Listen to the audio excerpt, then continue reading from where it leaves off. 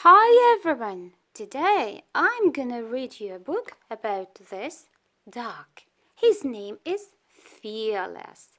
By the way, I got this book from my dear friend Susan from Australia, from Sydney. Susan, if you can hear or watch this video, thank you so much because it's a real cool and very interesting book. By the way, look, this is a book which was voted kids' favorite across Australia. Susan, so thank you very much. And now let's read this story. Daisy, the newest member of our family, who was rescued from the local tip by Colin, and in memory of Pickles, my first doggy friend. This is the message from Sarah. Written by Colin Thompson, illustrated by Sarah Davis. Okay.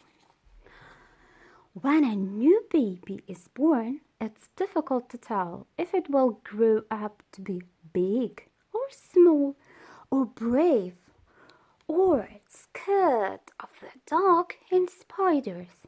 So sometimes babies get the wrong name.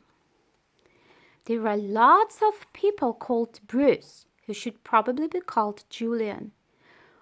There are even some people called Bruce who should be called Beryl, and others who should be called Fido. Let's look. Lightning, Tiny, Cuddle Pie, Princess, Fang, Tubby. Puppies free to a good home.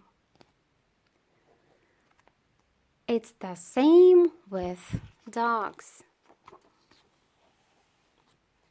So, when the Claiborne Wilmans, who should have been called the Smiths, got Fearless as a little puppy, it seemed a good name for him.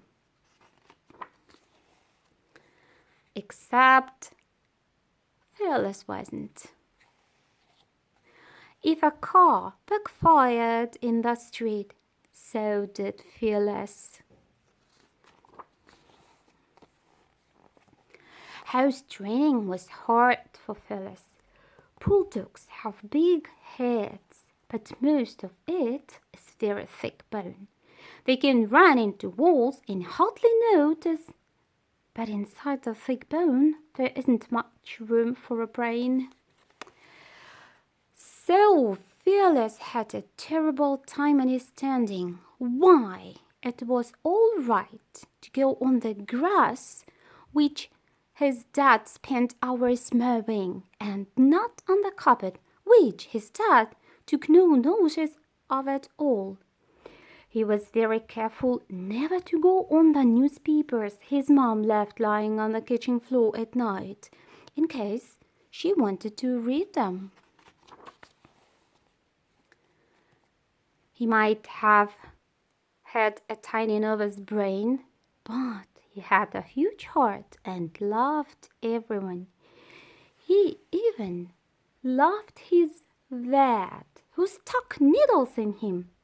He loved the vet so much, he once leaked her contact lens out. After that, the vet always wore glasses when Fearless went to see her.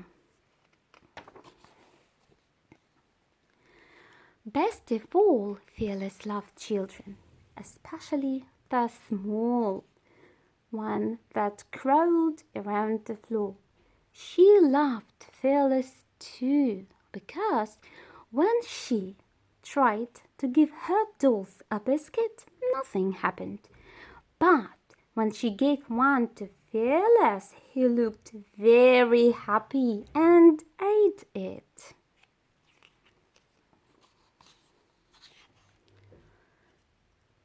Fearless knew that it was his job to protect his family from all the frightening things in the world and be brave, even when he wasn't.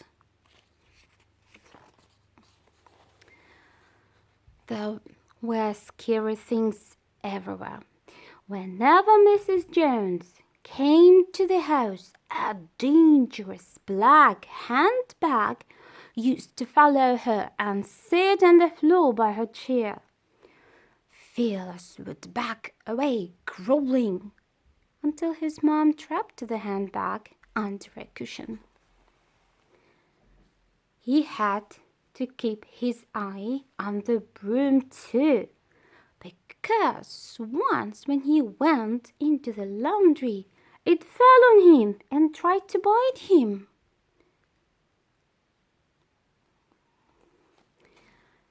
And as for stairs, he just didn't want to think about them. He tried to climb them when he had been a puppy, and they had tripped him up and made him fall down on his head.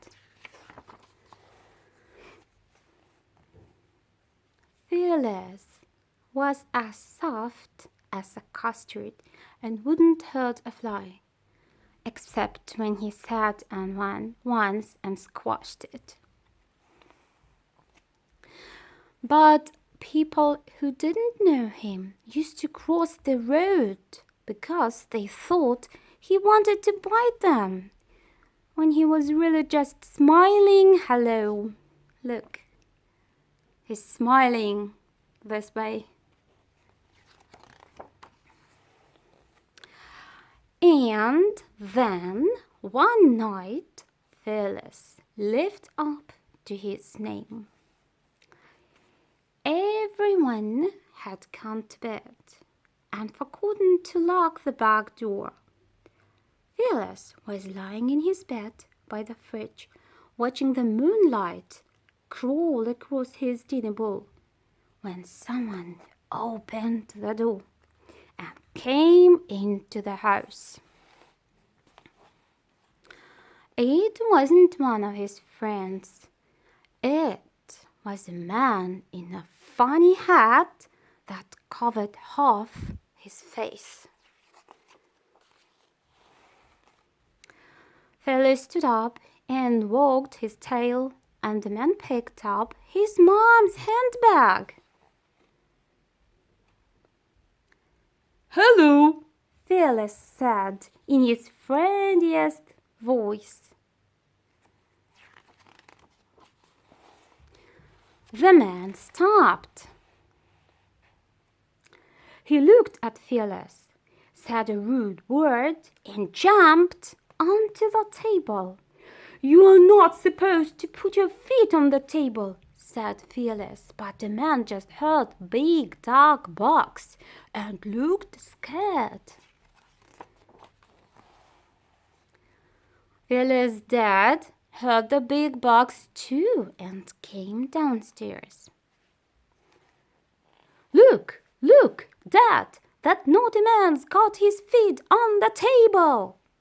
Phyllis shouted, and he tried to jump up and pull the man's shoelaces. The man leaped in the air, dropped the handbag, and ran out of the door. "Rude man," said Phyllis to himself. "He didn't even say goodbye." "Who's a big, brave Phyllis dog then?" said his dad as he patted Phyllis on the head and gave him a piece of cheese. "Is that a trick question?" thought Phyllis as he went back to sleep. The next day, his mom bought him a huge bone. Look, very big bone, which looked so frightening. Phyllis had to bury it in the garden. The end. Thanks for watching. Bye bye. See you next time.